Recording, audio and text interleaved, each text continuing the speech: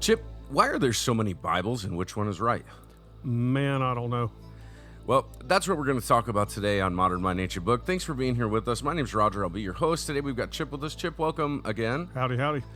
Please feel free to reach out to us at modernmindancientbook.org. That's the website, and there you can find anything you'd like to about us. Reach out to us, even send emails and that kind of thing. We have a contact page. So, what is a Bible translator? That's how we're going to start today. All right.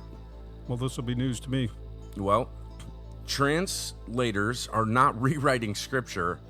They're moving meaning across languages. Right. Right. And as Americans, we have a pretty interesting thing because unlike most places in the world, we're kind of isolated. Mm-hmm. Everybody around us basically speaks English, and even the Latinos speak some English, or we learn Spanish. It's one or the other. We basically have two languages in front of us at all times, and most of the time just one. So we don't really feel comfortable with languages, but the whole rest of the world does. Right.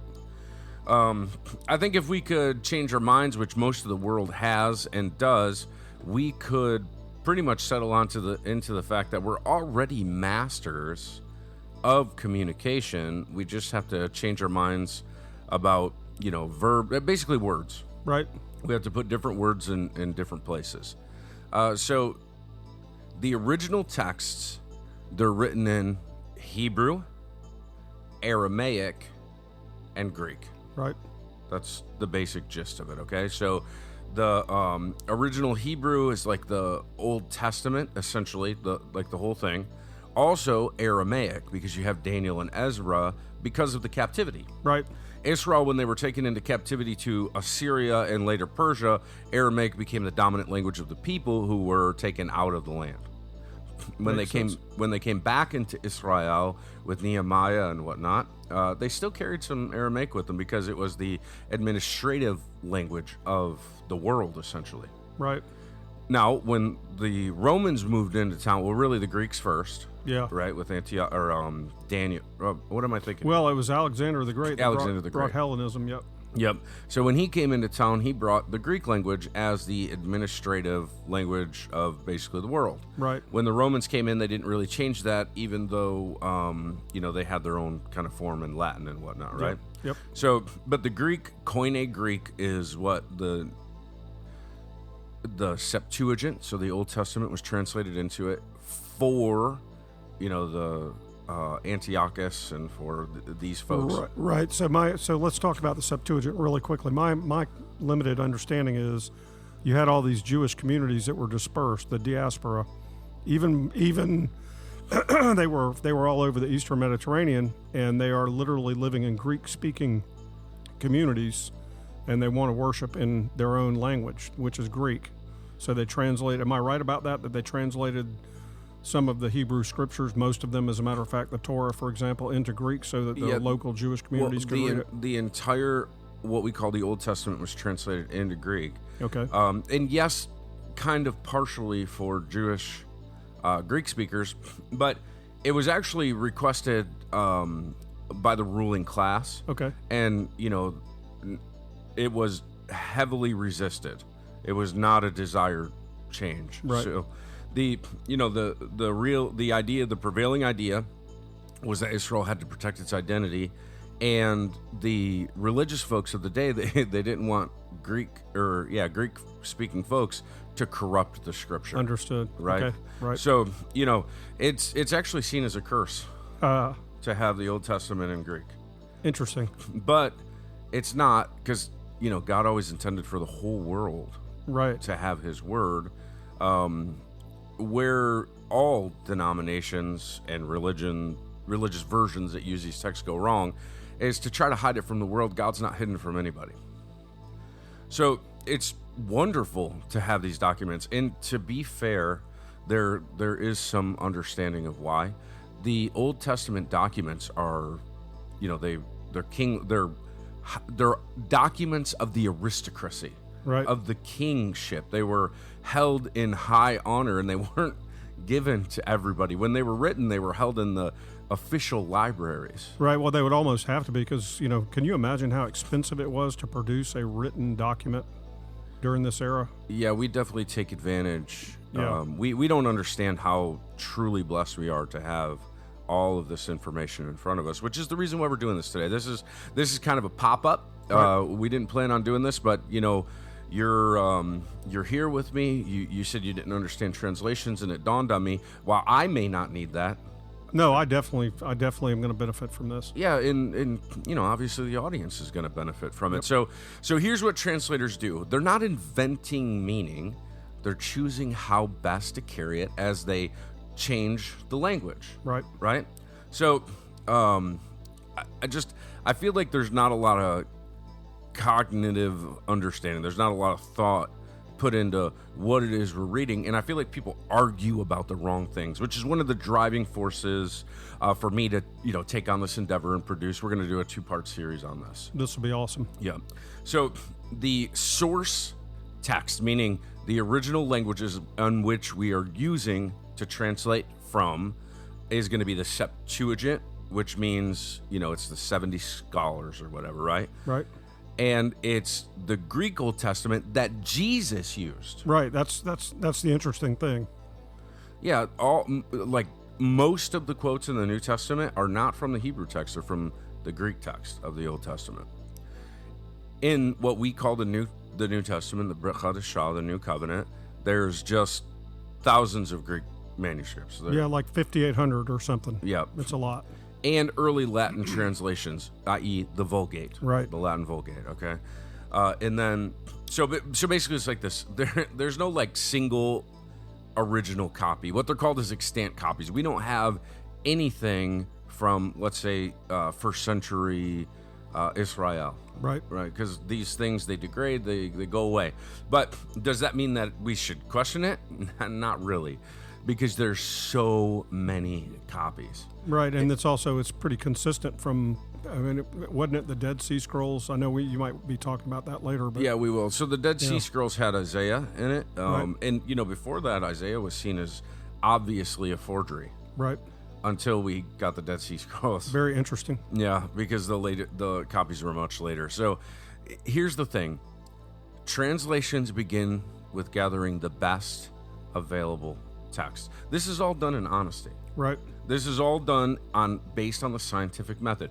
What can we reconstruct?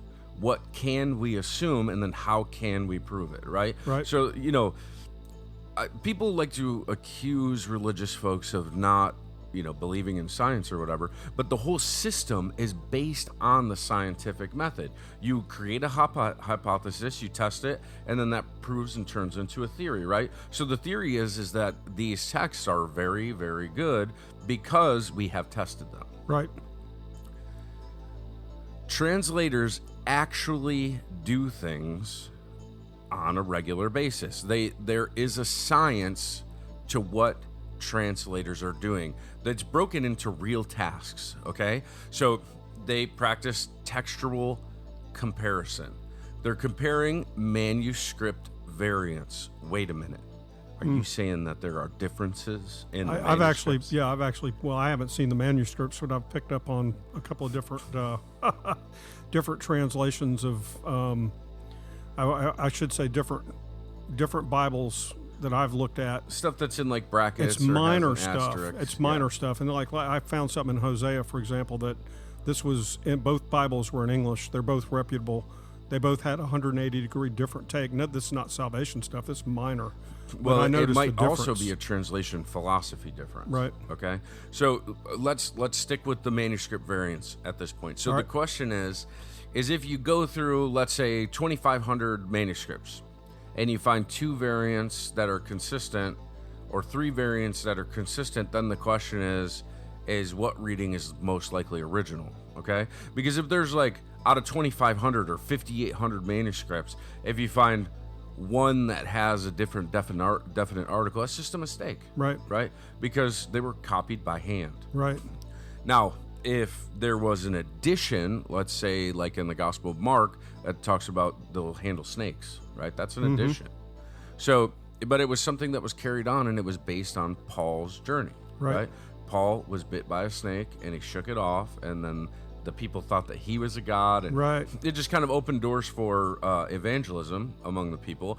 But that became something that was added into the Gospel of Mark. Now, how do we know that? Well, we know that because it wasn't there in the earliest manuscripts. Okay, that makes sense. And then you start seeing it in the later manuscripts. So now that we know that, we put like brackets around that, right? So Right. when you look at the documents, when you look at the later translations that are based on the earliest documents. Isn't that interesting? Yeah. Yep. So, archaeology and we've just found a whole bunch of documents. Right, and we're still apparently still finding stuff that's... And we will continue to, because, you got to imagine, and this is the absolute truth, in this region, in Israel, where all these documents originate, it was constantly at war. Right. And the people were constantly trying to maintain, save, and restore what they got from Moses. Exactly. And it's just it's a national treasure. The Bible is a national treasure to Israel. So, these documents were hidden in caves. They were buried in places. They were obscured from public view for this very reason. And that's why they keep coming out. We keep finding more and more. Right. Well, I can see a scenario where the person who buries something doesn't survive to dig it up. And nobody knows it's been buried, kind of a thing. Until we dig into the ground and we find it, right? Or until a kid throws a rock into a cave and breaks a vase, Yeah. And so, these are the type of things that happen. Now, we'll get into the documents a little bit later, but what we're reading, is it original? That's the question, okay? Right. And the Bible is not in question. The documents themselves, there's just too many of them. There's too much internal consistency, and it's actually very easy to find that which was added. Right. And there's very few things added because, imagine this, they've been held in high regard. Right. By religious people. Now, meaning is determined by a few things: grammar and syntax. All right. So, Hebrew is a compact, verb-driven language. All right. And it depends on syntax. So how words are arranged creates meaning. In biblical Hebrew, syntax is more structured than Greek, but still flexible, meaning there's some variation in how these things are structured. The default pattern for Hebrew is verb, subject, object, right? Okay. And how is it in English? Well, it can be any number of different ways. It has to have the elements, but it can be, as long as they're in a sentence, you can literally string them out. Well, it's normally subject. He threw the ball. Well, yeah, but you could say the ball he threw. Well, if you're Yoda, threw he the ball. I mean, but you can understand it. It makes sense. But it's not normal. I actually write that way. No, it's not normal, but I'm not normal. So what you just did was do Hebrew, though. Verb, he, the ball. Gotcha. Right? So it's just structured a little bit differently. So in Hebrew, there's a thing called binyamim, and it's the 3 root letters of a verb. Okay. All right? So each verb has 3 root letters. And there's 7 patterns, okay? 1, 2, 3, 4. Actually, I've only got 5 listed up there. But there are 7 types, and they're called stem types. And they have forms, okay? So it's infinitive, present, past, future, or imperative. There's simple actions. There's passive or reflexive, intensive or repeated, causative or reflexive. So all these are just the way words relate, okay? Gotcha. That being said, the translator has to be aware of these things. They have to know how to implement these things. They have to know how to recognize these things. It's an entire science. Right, and eventually they would almost need fluency in the reading part, and even if they couldn't speak it. Well, the best translators are obviously Jewish people, right? Somebody who's dedicated just somebody who's dedicated themselves to it. You could be anybody. Right. Yeah. And those aren't the only decisions that they make, but, primary is, are you fluent in the language? Can you understand, see, and identify? Because it's not just speaking or writing, it's actually being fluent and knowing each word part in type, because you have to do it with precision. And you have to understand the context. Absolutely. Like the English word hot can mean a lot of different things. Well, that's a whole other part of translating. Right. Okay. Yeah. So, okay, now Greek, though, is precise and structured. Hebrew is more feeling and visual. Right. Okay, it's more emotional and it's more picturesque. Greek is very precise and very structured. Greek is also driven by syntax, but it's mainly driven by the form or the endings, so the suffixes of the words, and it's shaped by the verbs, so these are the aspects of it. It's refined by word order or emphasis, okay? So words are organized based on their position and how much they influence what you're reading.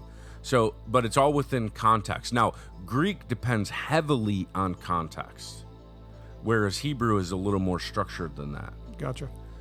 There are forms: nominative, genitive, dative, accusative. So the subject, possession, the indirect object, location or means, and then the direct object. And the case system is one of the main drivers, and that's what is indicated by the suffixes on the word, or basically the last three letters. Gotcha. So each verb encodes tense, which is the kind of action, but there are different types: present, aorist, perfect, right? It's very detailed. Greek is a very detailed scientific language, okay? Then you have voice, so who's involved? Is it active, middle, passive? And then you have the mood, so the reality, the command, the possibility. What is the feeling, essentially? Right. Then you have person, so plural, singular, that kind of thing. Also feminine, masculine, right? Mm-hmm.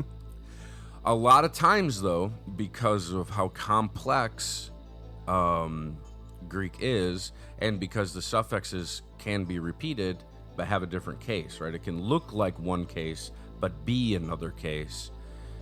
It's defined by the definite article. So the word "the," for us, it's one word. Yep. For them, it's one word, 24 forms. Yeah, it's all Greek to me, Roger. Well, the sounds point, like Eskimos in snow. and the point of this is to say that there are people who are dedicated to this, right? Who have heavily studied these languages to be able to faithfully bring you these things, right? And this is a very small door I'm opening.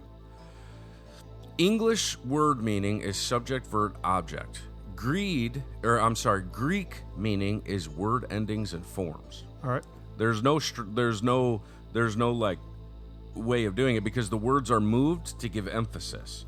It's not a subject and object. That's not like that at all. One of the difficult things with Greek, especially guys like Paul, who just makes up words. Right. Paul will take three different words and form one word. Right. That's an indication of someone who's a fluent speaker and writer. Very intelligent. Yep. Yeah, Paul was a genius. Now, English just has an entirely different flow. We don't need to talk about it. We all took grammar and... Right. Okay. Unless you've got a Welsh background. Then it's the ball you threw. Truth. Okay, so word choices. One Greek word can mean multiple English possibilities. And why? Because the words are dense, man. Right. They have feminine, masculine. They have mood, voice, tense, case. And based on the context, they can have they can have totally different meaning. Right. And so when you're translating from Greek, for instance, you could create a whole sentence from one word. Mm-hmm. And that's where translation philosophies come up, okay? So context determines meaning, not word order. That's what's weird about Greek. It's a very different thing. Idioms and cultural meaning. This is important. What's an idiom? I would call it a euphemism. It's like pull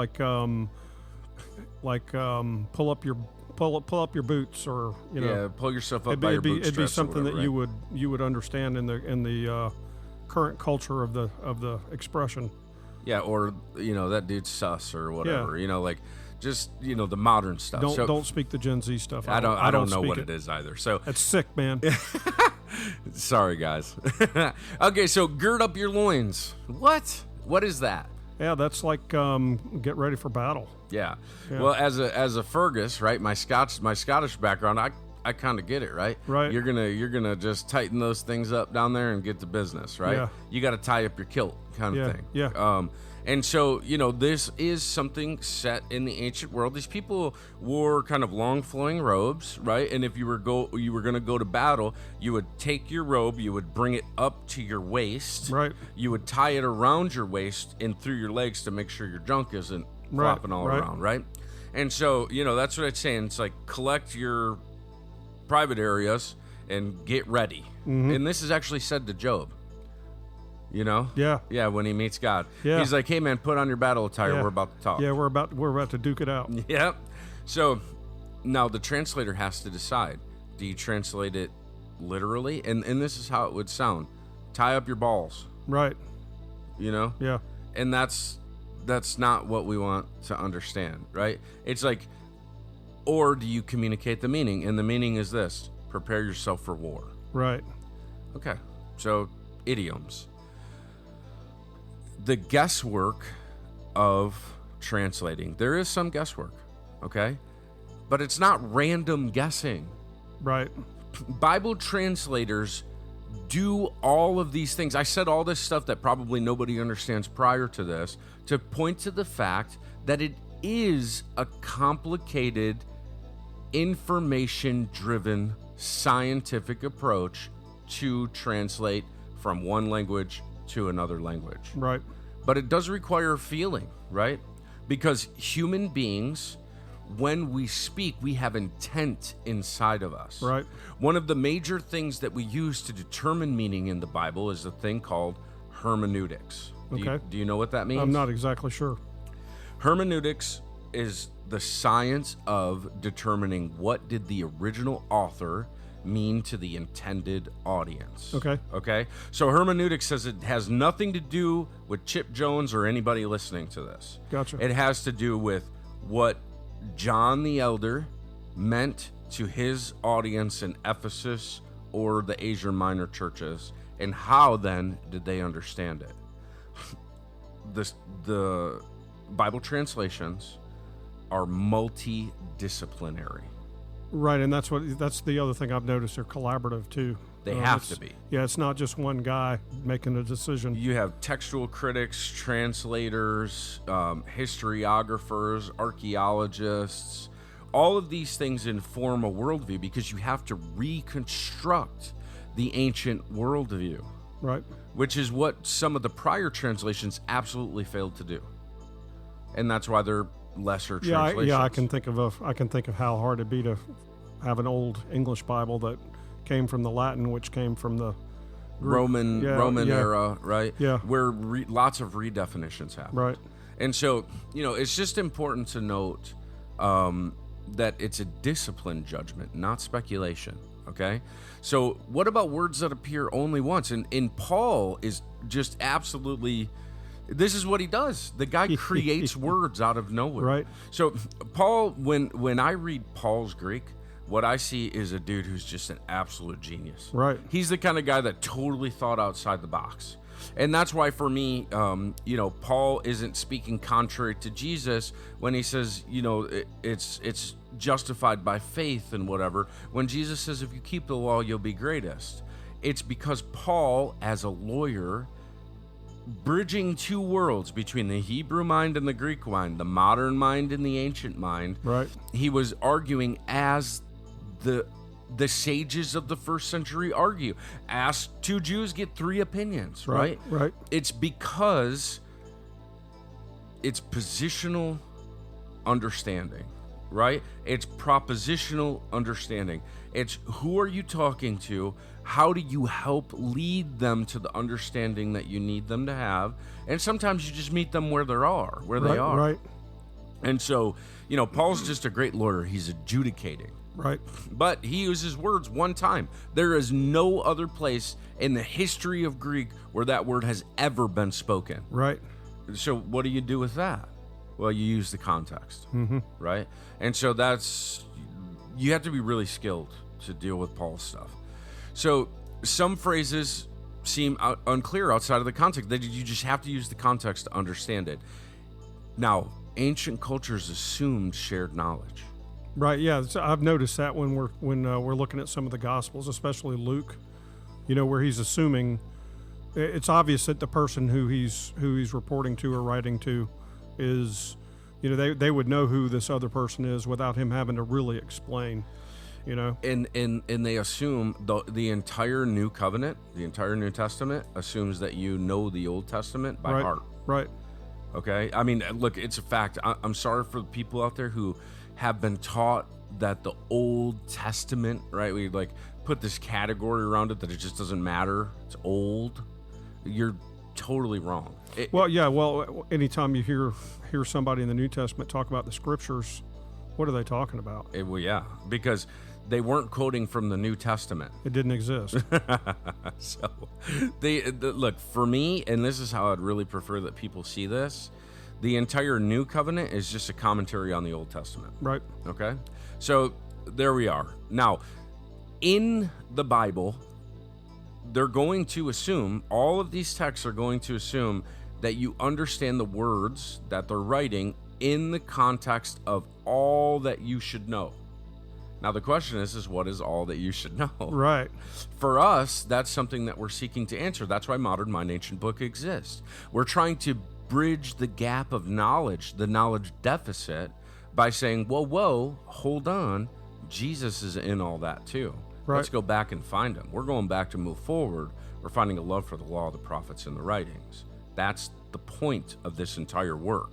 Now, we want to bring together interdisciplinary teams so that we don't have to talk about this. We can show you it in written form or digital form and that kind of thing. Right. We're trying to bridge scholarship for that reason, and eventually we will, because God will bring the teams, and the teams will bring the information to you. If you want to support us, anything you give is helpful toward that. Okay? Now, translations are disciplined judgment, not speculation. That's the point of all this.